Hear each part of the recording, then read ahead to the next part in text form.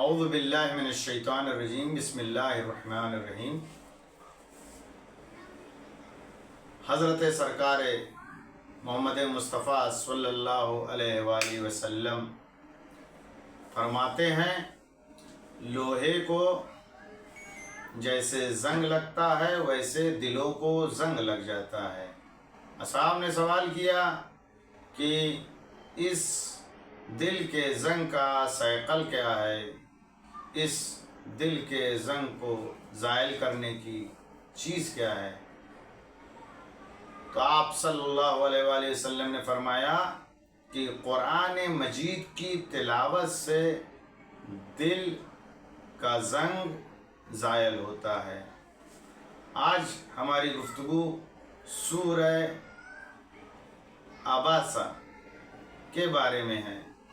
اس میں چند چیزوں کا ذکر کیا گیا ہے کہ انسان اپنی تخلیق پر غور کرے، انسان اپنے غذا پر غور کرے، انسان کو قیامت کا منظر دکھایا گیا ہے، اور اس میں بدترین دعا کا بھی ذکر ہے، اور کچھ چہرے ہوں گے جو قیامت کے دن چمک رہے ہوں گے، اور کچھ چہرے گردآلود اور مرجھائے ہوئے ہوں گے۔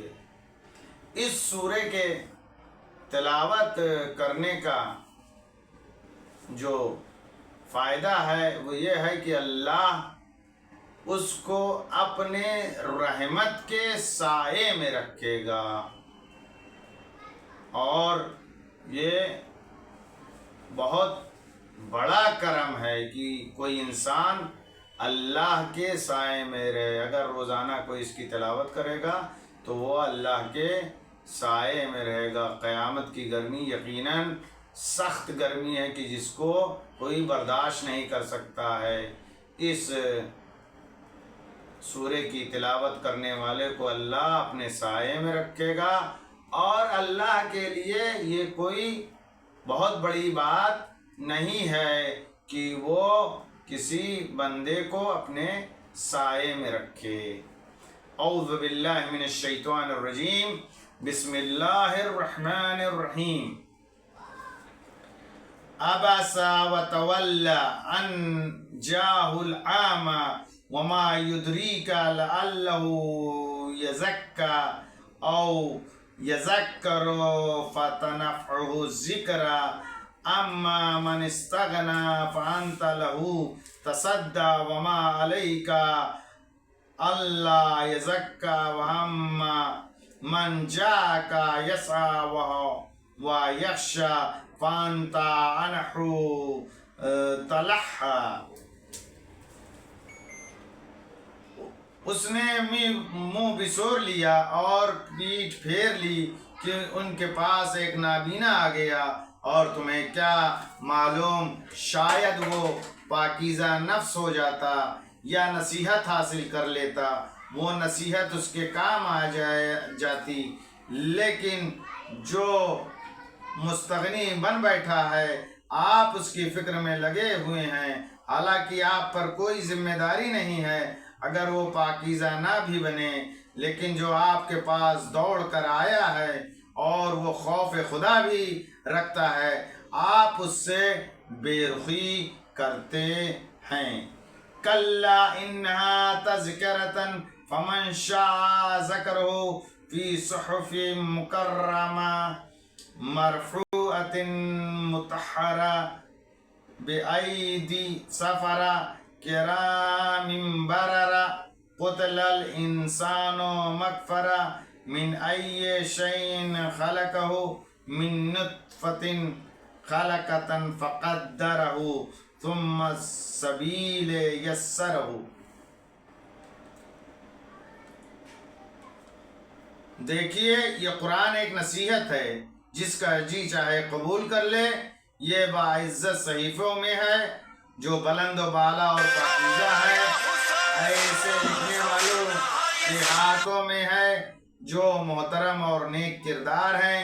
انسان اس بات سے مارا گیا کہ کس قدر ناشکرہ ہو گیا ہے۔ آخر اسے کس چیز سے پیدا کیا ہے؟ اسے نطفے سے پیدا کیا ہے، پھر اس کا اندازہ مقرر کیا ہے، پھر اس کے لیے راستے کو آسان کیا ہے۔ ثم اماتہ فاقبرہ ثم اذا شاء انشرہ کلا لما یقض ما امرہ فلینظر الانسان الی طعامہ انا صببنا الماء صبا ثم شققنا الارض شقا فانبتنا فيها حبا وعنبا وقضبا وزيتونا ونخلا وحدائق غلبا۔ پھر اسے موت دے کر دفنا دیا، پھر جب چاہا وہ دوبارہ زندہ کر کے اٹھا لیا، ہرگز نہیں۔ اس نے حکم خدا کو بالکل پورا نہیں کیا ہے۔ ذرا انسان اپنے کھانے کی طرف تو نگاہ کرے۔ بے شک ہم نے پانی برسایا ہے، پھر ہم نے زمین کو شگافتہ کیا ہے، پھر ہم نے اس میں سے دانے پیدا کیے ہیں، اور انگور اور ترکاریاں اور زیتون اور کھجور اور گھنے گھنے باغ۔ وفاکہۃ وحبا متاعا لکم ولانعامکم فاذا جاءت الساعۃ یوم یفر المرء من اخیہ وامہ وابیہ وصاحبتہ وبنیہ لکل امرئ منہم یومئذ شان یغنیہ وجوہ یومئذ مسفرہ ضاحکۃ مستبشرہ ووجوہ یومئذ علیہا غبرہ۔ اور میوہ اور چارہ یہ سب تمہارے اور تمہارے جانوروں کے لیے سرمایہ حیات ہیں۔ پھر جب کان کے پردے پھاڑنے والی قیامت آ جائے گی، جس دن انسان اپنے بھائی سے فرار کرے گا، اور ماں باپ سے بھی، اور بیوی اور اولاد سے بھی۔ اس دن ہر آدمی کی ایک خاص فکر ہوگی جو اس کے لیے کافی ہوگی۔ اس دن کچھ چہرے روشن ہوں گے، مسکراتے ہوئے کھلے ہوں گے، اور کچھ چہرے غبار آلود ہوں گے۔ ترہقہ قترہ اولئک ہم الکفرۃ الفجرہ۔ ان پر ذلت چھائی ہوئی ہوگی، یہی لوگ حقیقتاً کافر اور فاجر ہوں گے۔ صدق اللہ العلی العظیم و صدق رسولہ الکریم۔